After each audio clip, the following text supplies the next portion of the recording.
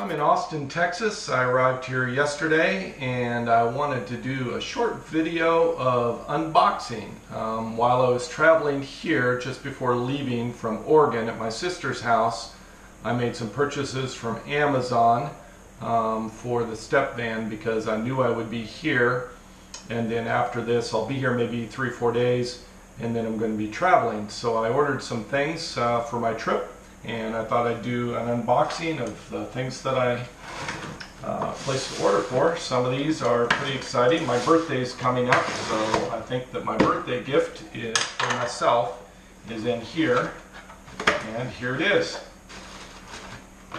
I have a new vlogging camera. I've been looking at this camera for over a year, been wanting it, but I needed to have enough subscribers and enough income from YouTube in order to justify getting myself a camera, and also I wanted to wait for my birthday. So this is the Canon PowerShot G7X Mark II, and it's supposed to be a pretty good camera for vlogging. Really what I'm looking for is image stabilization. The cameras that I've been using don't really have good stabilization on it, so I wanted something that's a little bit better. I've been doing a lot of software manipulation for that, so I'm excited for this. And then I got a little tripod thing for it. This is a knockoff of the Gorilla version. And then I bought some LED lighting for the step van that I can run along the ceiling. This will probably be in a few weeks after I get some electrical run to the back end. So this way I can have some lights back there. The other item is pretty apparent here, just like by looking at the box. You can see here I have a Max Fan Deluxe. So this is the one without the remote, and basically I purchased two of these. I have one here and then one in the other room. I've never actually seen one, well, I take that back. I saw one of these in Camping World, and after reading a lot of reviews I decided to go with this instead of the Fantastic Fan, which is the other popular version. And this particular one is, at least I think for me, a little bit better in the aerodynamic profile, so that it can sit on top of the van and be a little bit more resistant in the wind, just in case I forget to shut the thing before driving off. Looks like I have a plastic bag with instructions, a bunch of screws and nuts.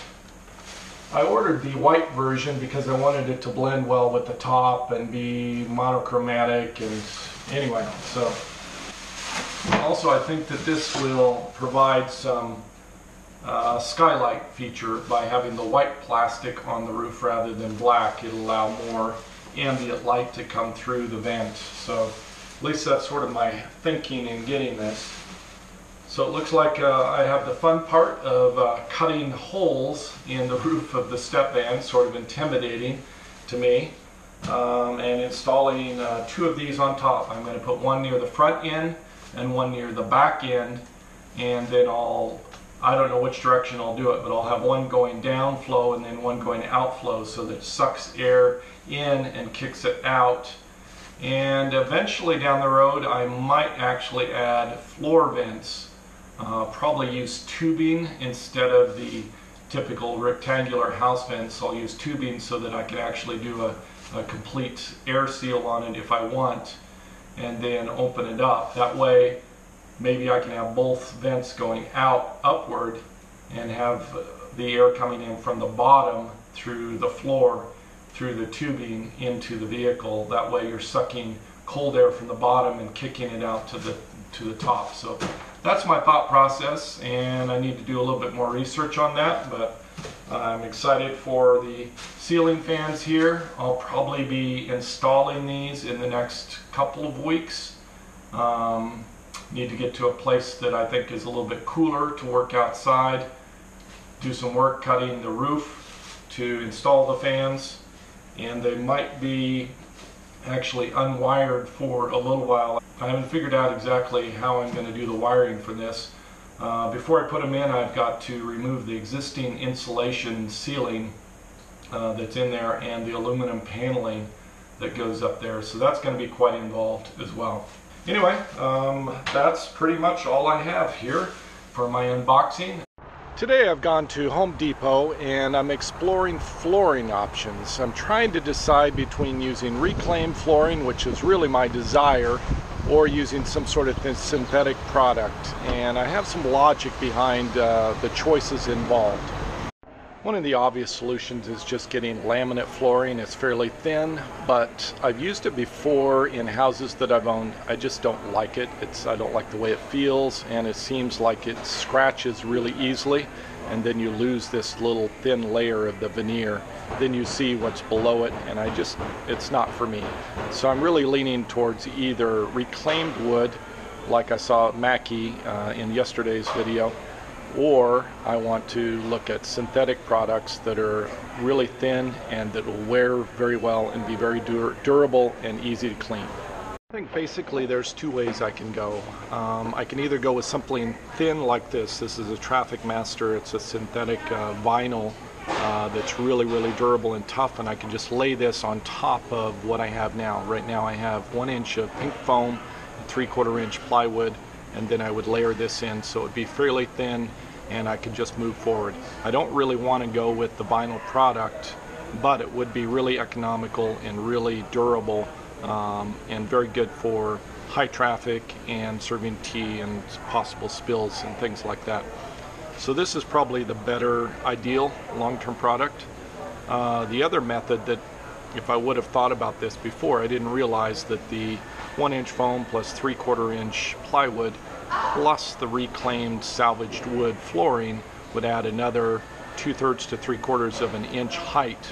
So then I have a sandwich that's almost 2.5 inches tall. That's a lot of thickness in the flooring, and I'm starting to lose the ceiling height. So I'm leaning towards doing this, or I've got to rip out what I've done, pull out the pink foam, pull out the ply, and put something else in there that's thinner. So I have to step backwards in order to use the reclaimed wood, and then I'm wasting all of that foam because it's adhered down and it's going to chip out and come out in chunks and pieces. So I'm really torn on this. Am I wasting stuff and going backwards? So I'm leaning towards going with a vinyl product like this for the durability. It's not exactly what I want to do, but I think it's probably the best option at this point rather than going backwards. If I had to do it all over again, I'd find something thinner than the pink foam to go in there, and then maybe 1/2 inch ply on top of that, and then the reclaimed salvaged wood flooring. That's what I would do if I had to do it over again. Then print out a sheet. This is a Lure 6 inch by 36 inch planks that are adhesive that go down. It's $1.79 a square foot, or $42 a box. So this is what I'm looking at as my top choice now. I'm going to do a little bit more research. Here is the product that I wish I would have had for my subfloor. It's a 1/2 inch pink foam. This would have been the primary perfect product. So the question is, do I rip out what I have now and go ahead and put this in so that I can get thinner flooring? Is it worth it to gain that 1/2 inch? But if I had to do it over again, I think this is the way to go. One of the last things that I did before leaving the Portland, Oregon area in my sister's house was to run a new power line from the fuse box up to the controller for the windshield wipers. And when I did that, I used a 14 gauge wire, and I put an inline fused holder, and I put a 30 amp fuse in there. A lot of you wrote comments saying that that fuse is too high. I should put a 15 amp fuse. So today I'm going in and swapping that out.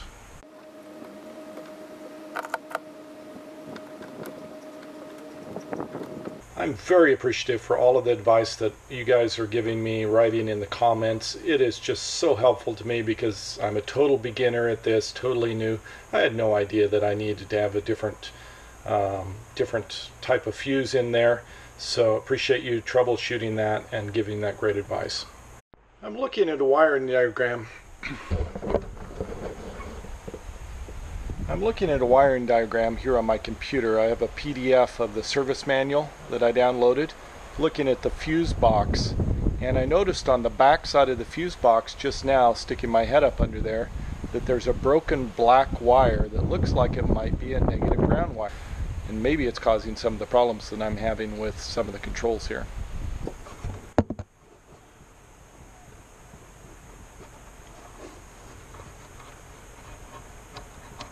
That's all I have for this episode. Thank you for watching. Savor the moment. See you next episode.